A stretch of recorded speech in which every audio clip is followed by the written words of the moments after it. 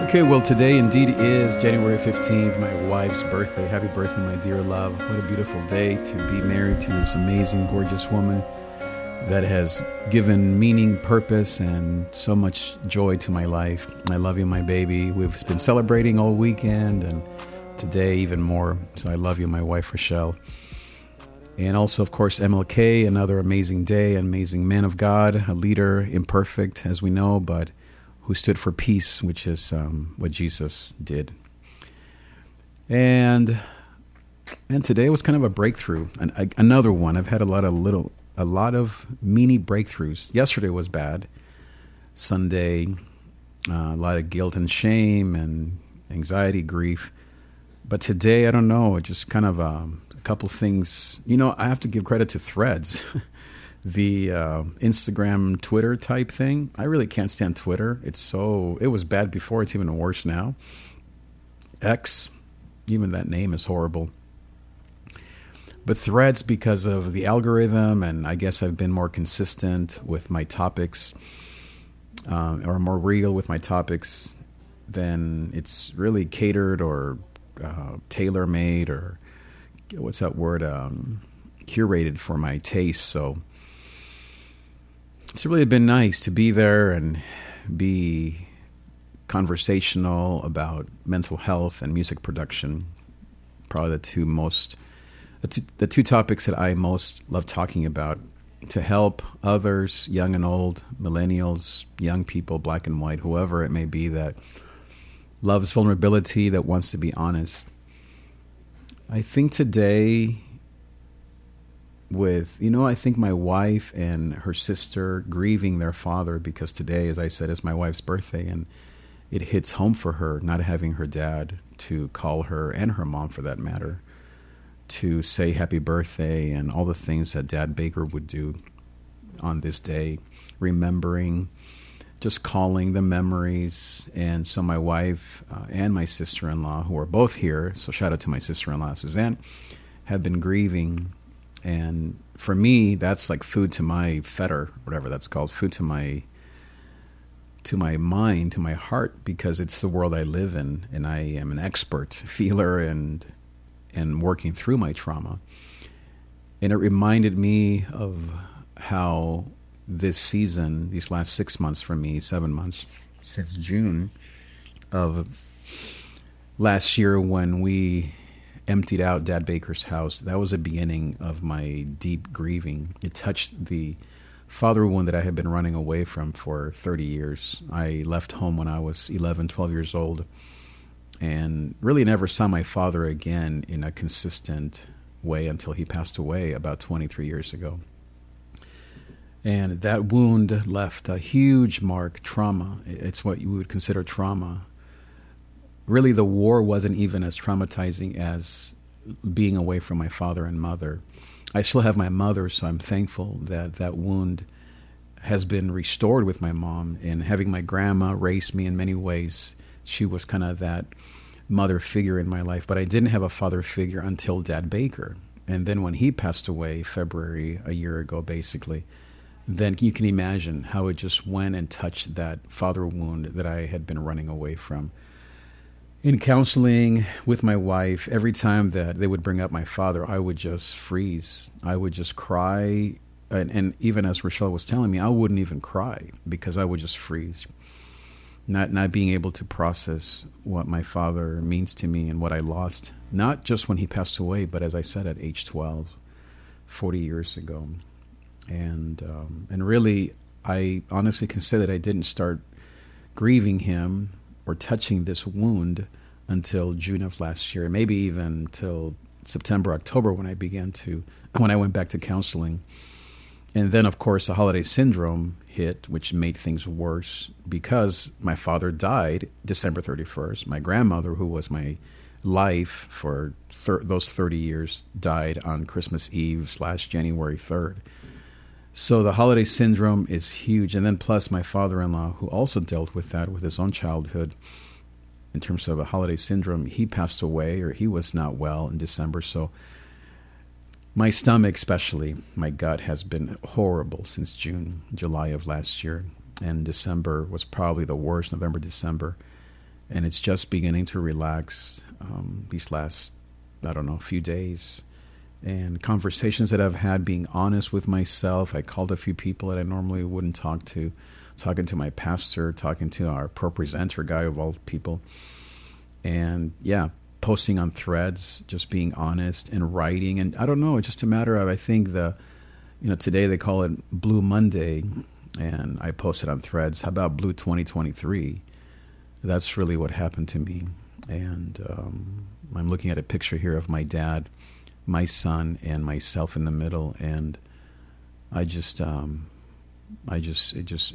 so much there that I'm still processing with my therapist. I've been going every 2 weeks, but I think I'm going to go back to once a week, at least for this next season, because I think I'm just beginning to become aware that I don't have some terrible disease, that it's not my guts, not this or that, or all these things that anxiety then jumps in and tells me these horrible things, catastrophizing and, the routine. But I'm realizing that this is, as I've known, this is 100% grief. And I guess in many ways, I can't say that I've known that. I thought it was just anxious thoughts over who knows what, Daisy and my son leaving away for college, and of course, Dad Baker, losing my uncle, losing all these people. But I realized, and I've known it, it just is new to me, that this is grief. It's recovering from the trauma when I was a young boy, a young man.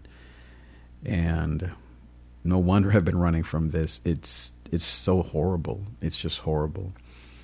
And it took losing my father-in-law, and in some ways having David, our son, move away to college for his third year, to really, I guess, deal with this junk that is just horrible. But I know from what I've been reading that this is necessary, that my symptoms, mostly my gut issues, are just a reflection of my trauma. I've learned that I need to move my body and eat healthy and lose some weight just for my own sake. I'm learning that there's no okay, when is this going to end? This is just trauma and grief. It just does what it does. It doesn't wait for you. Well, it will wait for you, but it doesn't listen to you, obey. It doesn't obey you. And it just simply is. And God is in the middle of it. God is not outside of it. This is not a lack of faith. I'm a pastor and man of God, and I love Jesus and pray and read the Bible. Nothing to do with a lack of God. This is simply a lack of healing that comes from above. It comes from learning. It comes from counseling. It comes from being aware. Some people, my mom, she lost her husband, my father, and her mom, and many people, her brother now, and she doesn't deal with this. She is emotionally strong. There are some people like us that are emotionally sensitive, HSPs. You can call them weak. That's what she calls it. Because it's true. At the end of the day, there are some people that emotionally were weak and others are more emotionally strong.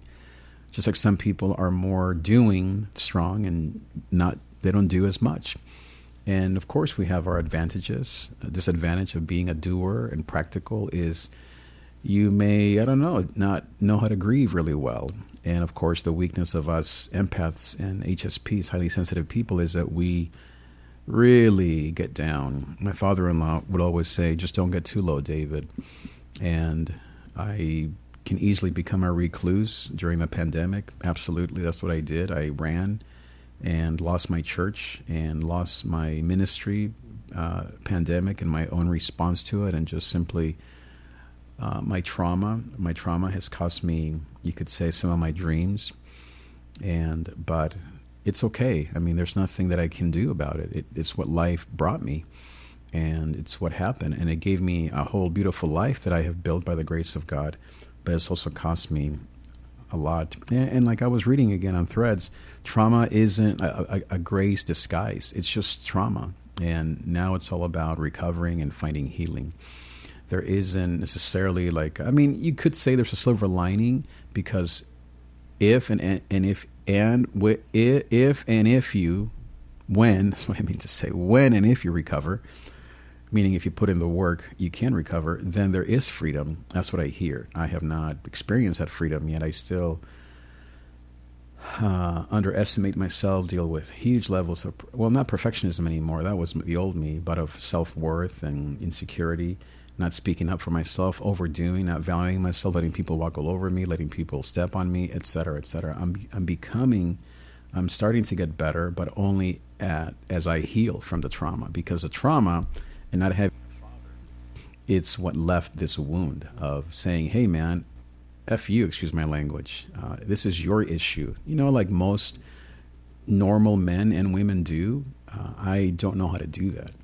And so as I recover and as I work through my trauma, I imagine that I will be able to then stand up for myself and say, no.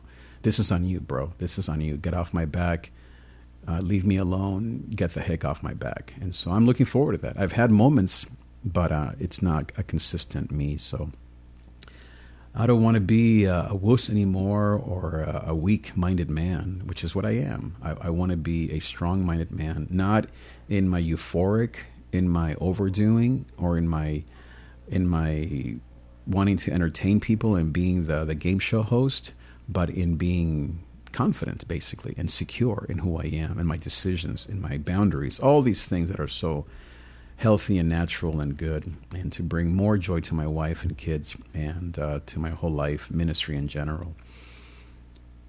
Amazing journey. I am just beginning, I feel, to make sense of it and to heal and to put my gut symptoms in their place and to realize that this too shall pass. Actually, you know what? I'm not going to say that.